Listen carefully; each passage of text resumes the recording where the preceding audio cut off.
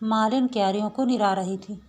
ऊपर से रघु ने आकर कहा, ऊपर जा, बाई साहब बुला रही हैं। मालिन घबराई। सवेरे ही सवेरे बाई साहब ने बुलाया है, कोई अपराध तो नहीं हो गया है। वह हाथ की खुरपी भी रखना भूल गई। क्षण भर में हाथ में खुरपी लिए बाई साहब के सामने जा खड़ी हुई और पास ही उसकी धोती का पल्ला पकड़े खड़ी थी उसकी छोटी सी बिटिया रमिया। मालिन रोज़ रोज़ हमारी मुन्नी पढ़ने जाती है और स्कूल में बैठी बैठी थक जाती है।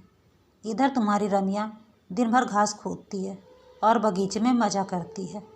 अब ये ना होगा, रमिया को भी पढ़ने जाना पड़ेगा। मालकिन का स्वर सुनते ही मालिन का भय जाता रहा।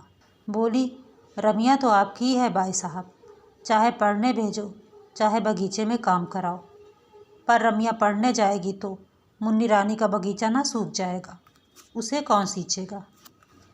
किसी के बोलने से पहले ही मुन्नी बोल उठी, तो फिर हम भी बगीचा सींचेंगे। रमिया पढ़ने ना गई तो हम भी ना जाएंगे, चाहे कुछ भी हो। मालिन ने कहा, पर रमिया के पास पट्टी भी नहीं है, पुस्तक भी नहीं है, कौन देगा मुन्नी रानी। मुन्नी बोली, पट्टी और पुस्तक का बहाना मत करो मालिन, हम देंगे, पर रमिया पढ़ने नहीं जाती तो हम भी नहीं जाते। ये लो, कहते हुए पट्टी पुस्तक फेंकर मुन्नी भागी। माँ ने उसे पकड़कर कहा, ठहर जा मुन्नी, रमिया भी जाएगी पढ़ने।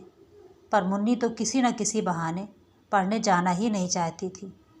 मालिन के हाथ से खुरपी लेती हुई बोली, माँ, रमिया कैसे जाएगी पढ़ने, उसके पास साफ कपड़े कहाँ हैं। मैं अब बगीचे में काम करने जाती हूँ। मुन्नी जीने से नीचे उतरने लगी। मुन्नी को आखिर पढ़ने के लिए जाना ही पड़ा, साथ में ज़बरदस्ती रमिया को भी जाना पड़ा। पट्टी पुस्तक घर से ही ढूंढ कर दे दी गई। मुन्नी का ही एक पुराना फ्राक पहनकर रमिया पहले दिन स्कूल गई। धीरे धीरे दोनों में खूब मेल हो गया। अब वे स्कूल जाने से घबराती ना थी। दोनों साथ स्कूल जाती, साथ लौटती और साथ साथ पढ़ती भी। अब मुन्नी को भी कोई शिकायत ना थी कि वह मुफ्त में पढ़ने जाती है और रमिया दिन भर मज़ा करती है। दिन जाते देर नहीं लगती। देखते देखते लड़कियां बड़ी हो गईं। दोनों जिस दिन से साथ साथ पढ़ने लगीं, उनमें सद्भावों के साथ साथ गाढ़ी मैत्री भी हो गई। मुन्नी अपने किसी भी व्यवहार से यह प्रकट न होने देती थी कि रमिया उसकी आश्रिता मालिन की बेटी है। रात को रामी जरूर माँ के पास सोती थी, बाकी सारे समय मुन्नी उसे नीचे आने ही ना देती थी। इसी साल दोनों ने मैट्रिक की परीक्षा दी है। मुन्नी के पिता मुन्नी के ब्याह की तैयारी में हैं, पर रामी की माता के सामने एक समस्या थी। वह सोच रही थी, रामी इतना पढ़ गई है, चाल ढाल बात व्यवहार से वह मुझ अनपढ़ की लड़की सी जान ही नहीं पड़ती। मैं इसका विवाह कैसे और कहाँ करूँगी। फिर वह सोचती, नहीं, विवाह कोई बात नहीं, मेरी रामी स्कूल की मास्टर बनेगी और तब रामी मुझे यहाँ मालिन का काम करने ना देगी। तो क्या मैं इतने अच्छे मालिक को छोड़कर चली जाऊँगी। यहाँ मेरी ज़िंदगी बीती है, यहीं मरूँगी भी। रामी दिन भर दूसरी चिंता में घूमा करती थी। उसे माँ के साथ बगीचे में काम करने में लज्जा और संकोच मालूम होता था, पर यह भी ना सहा जाता था कि उसकी माँ दिन भर मेहनत करे और वह बैठी रहे। माँ को काम करते देख उसे बड़ी वेदना होती, पर कोई दूसरा उपाय भी तो ना था। उसने सोचा, परीक्षा फल के निकलते ही चाहे पास हूँ या फेल, मैं कहीं ना कहीं नौकरी कर लूँगी। 15-20 रुपए ही मिलेंगे तो क्या हुआ, माँ को तो दिन भर मजदूरी ना करनी पड़ेगी। माँ ने बहुत कष्ट उठाया है, अब वे बूढ़ी हो चली हैं, अब उन्हें अधिक दिन कष्ट न सहने दूंगी। और इसी निश्चय के अनुसार उसने कई स्कूलों में प्रार्थना पत्र भी दिए। मुन्नी की खिचड़ी अलग ही पक रही थी। उसे चिंता थी रामी के ब्याह की। वह सोच रही थी, हम दोनों साथ साथ पढ़ी और बड़ी हुई, साथ ही मैट्रिक की परीक्षा दी, और अब विवाह केवल मेरा हो रहा है। रामी का भी तो विवाह होना चाहिए। रामी का विवाह उसकी माँ के लिए ना होगा, और फिर रामी को पढ़ा लिखा कर किसी अनपढ़ के गले बांधना भी तो कितना बुरा होगा। पिता की लाडली मुन्नी अपने इन उठते हुए भावों को ना दबा सकी। एक दिन पिता से बोली, बाबूजी, रामी को तुम्ही ने पढ़ाया लिखाया है, उसके विवाह की फिक्र भी तो तुम्ही ही को करनी पड़ेगी। अब उसका विवाह किसी गंवार से तो ना हो सकेगा। पिता ने आश्वासन के स्वर में कहा। इस विवाह के बाद रामी के ही विवाह का नंबर आएगा। मैं लड़के की तलाश में हूँ। मुन्नी का भाई जगत सिंह, जो इधर 5 साल से विदेश में था, आज आ रहा था। मुन्नी के पिता लड़के को लेने पहले से बम्बई पहुँच चुके थे। शाम को गाड़ी आएगी। मुन्नी और रामी दोनों सखियाँ बड़ी लगन के साथ जगत सिंह का कमरा सजा रही थीं। मुन्नी बड़ी ही प्रसन्नचित्त और चंचल स्वभाव की लड़की थी। वह स्वयं खुश रहना जानती थी और पास रहने वालों को भी खुश रहने के लिए विवश किए रहती थी। भाई की मेज़ पर एक सुंदर टेबल क्लॉथ बिछाते हुए मुन्नी बोली, देख रामी, मैंने तेरे विवाह के लिए भी पिताजी से कहा है। वह कोई सुंदर सा तेरे ही सरीखा पढ़ा लिखा वर खोज कर तेरा विवाह कर देंगे। और मुन्नी ने एक हल्की सी चपत रामी के गालों पर जड़ दी। रामी उदासी में बोली, पर मैं तो विवाह करूँगी ही नहीं। मुन्नी हंसती हुई बोली, ऐसा मत बोल रामी, तू मुझसे डरती नहीं। मैं कहीं मचल गई तो पिताजी को मेरे विवाह से पहले तेरा विवाह करना पड़ेगा। स्कूल जाने की बात भूल गई क्या? और दोनों हंस पड़ी। अचानक श्रृंगार मेज के पास खड़े आईने में दोनों को अपना प्रतिबिंब दिख पड़ा। मुन्नी कुछ देर तक देखती रही, फिर बोली, रामी, मैं तुझसे गोरी हूँ, पर सुंदर तू ही मुझसे ज़्यादा है। अच्छा देख, तुझसे कह देती हूँ, तू मेरे पति के सामने मत आना। कहीं ऐसा न हो कि मुझे छोड़कर तुझे पसंद कर ले। मुन्नी को धक्का देकर रामी बोली, अब तुम मेरा मजाक तो मत उड़ाओ। कहाँ तुम और कहाँ मैं, बहुत फ़र्क है। तुम मुझसे गोरी भी हो, सुंदर भी हो, पर फिर भी तुम घबराना मत। मैं तुम्हारे पति के सामने ना आऊँगी। तुम्हारे ऊपर उनका जो प्रेम होगा उससे कड़भर भी ना लूँगी। अब खुश हुई? मुन्नी बोली, पर सुंदर मुझसे ज़्यादा तू ही है। मेरा दिल कहता है और दर्पण भी कहता है, जी चाहता है इसे तोड़ दूँ। फिर कुछ ठहर कर बोली, अच्छा भैया को आने दो, जिसे सुंदर कहेंगे बस वही सुंदर, ठीक है ना? और फिर चाहे बंदर को भी सुंदर कह दें, रामी ने कहा और एक फूलदान में फूल सजाने लगी। दोनों हाथ रामी की पीठ पर धम से पटकते हुए मुन्नी बोली, पर यहाँ बंदर कौन है, तू कि मैं? बोलना। रामी ने कहा, ना तुम ना मैं, पर कहीं वे किसी तीसरी को ही सुंदर बता दें तो। जगत सिंह को लेने उसके पिता, मुन्नी और बहुत से लोग स्टेशन पहुँचे थे। घर आए। बहुत देर तक घर में चहल पहल मची रही। जगत कुछ अस्वस्थ था। सबसे विदा लेकर वह सोने के लिए अपने कमरे में आया। कपड़े उतारकर वह लेट गया।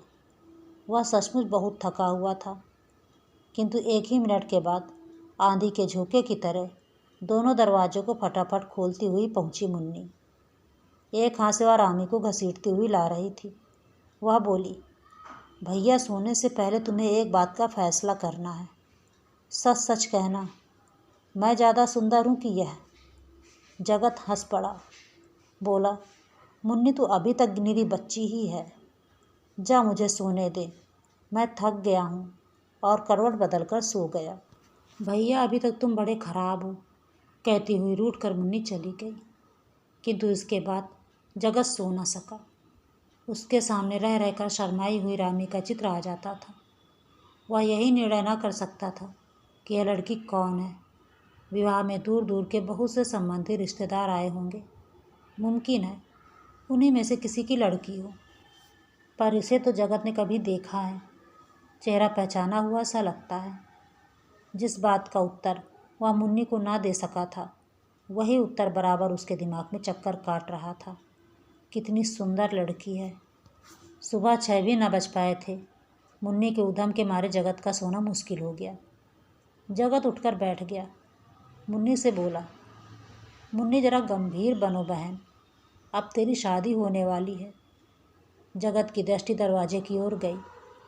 2 सुकुमार पैर दरवाजे की ओर में ठिठक गए थे। मुन्नी ने जैसे जगत की बात सुनी ही ना हो बोली, भैया देखो, रामी अब तुझसे शर्माती है, आती नहीं अंदर। वह देखो वहाँ खड़ी है। और एक बार भैया तुम्हें याद है ना, वह कितनी मछली कि तुम ही से शादी करेगी। और फिर जब तुमसे कहा कि तुमने शादी कर ली है और इसे पैसे दे दिए, तब कहीं यह मानी। मुन्नी एक सांस में यह सब कहकर हंस पड़ी। जगत चौंक पड़ा। तो यह रामी है? आओ रामी, अंदर आओ, वहाँ क्यों खड़ी हो? चाहे तो 2 पैसे और ले लो, कहकर वह हंस पड़ा। रामी लाज और संकोच में सिमटी हुई सी भीतर आई, पर वह खुलकर जगत से बातचीत न कर सकी। न जाने कहाँ की लज्जा ने उसकी ज़बान पर ताले डाल दिए। वह चुपचाप खड़ी रही। जगत ने उससे बोलने की कोशिश की, पर उसका सिर नीचे से ऊपर ना उठा। जगत ने कहा, लो, तुम मत बोलो, मैं तो जाता हूँ। मुन्नी की समझ में ना आया कि आखिर जगत भैया से रामी इतना क्यों शर्माती है। उसने रूठ कर कहा, जा, तू बड़ी खराब है रामी। तूने मेरे भैया जगत का अपमान किया है। तू उनसे नहीं बोली, मैं भी तुझसे ना बोलूँगी। रामी ने नम्रता से कहा, नहीं बहन, मेरी अपमान करने की नियत ही नहीं थी। तुमने छुटपन की ऐसी बात कह दी जिससे शर्म के मारे मैं मरी जा रही थी। फिर कैसे बोलती। और दोनों सखियों में उसी समय मेल भी हो गया। उसी दिन लड़कियों का रिजल्ट निकला। दोनों पास थी। मुन्नी 2nd डिवीज़न में और रामी 1st में। मुन्नी ने इससे कुछ बुरा ना माना। वह रामी के पास आकर उससे लिपट कर बोली, देख रामी, तू सभी बातों में मुझसे बढ़ती है। मैं 2nd में पास हुई, तू 1st में। यह ठीक नहीं। तुझे मेरे साथ साथ चलना चाहिए। रामी ने कहा, सभी बातों में नहीं बढ़ रही हूँ। विवाह तुम्हारा ही पहले हो रहा है। कौन जाने तू इसमें भी मुझसे आगे बढ़ जाए। कहती हुई मुन्नी भाग गई। रामी जगत के कमरे से फूलदान लेकर बाहर आ रही थी कि इतने में वह वहाँ पहुँच गया। वह कई दिनों से रामी से एकांत में कुछ बात करना चाहता था। उसने रामी का हाथ पकड़कर अंदर खींच लिया। बोला, रामी ठहरो, मुझे तुमसे कुछ बात करनी है। रामी घबरा गई।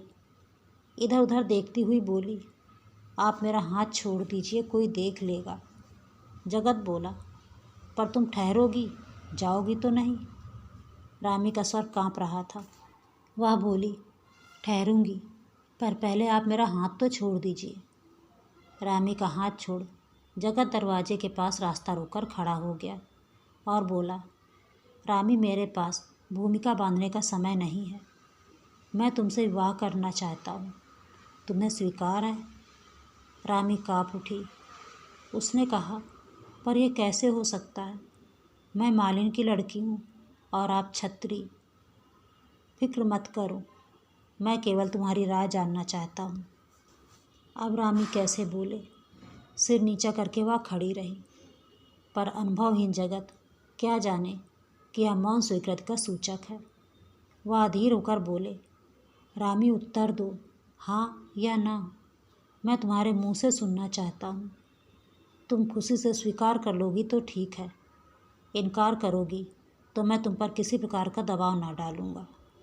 सच्चे आदमी की तरह मैं तुमसे पूछता हूँ, क्योंकि मैं तुमसे विवाह करना चाहता हूँ, पर तुम्हारी अनुमति से, तुम्हारी इच्छा के विरुद्ध नहीं।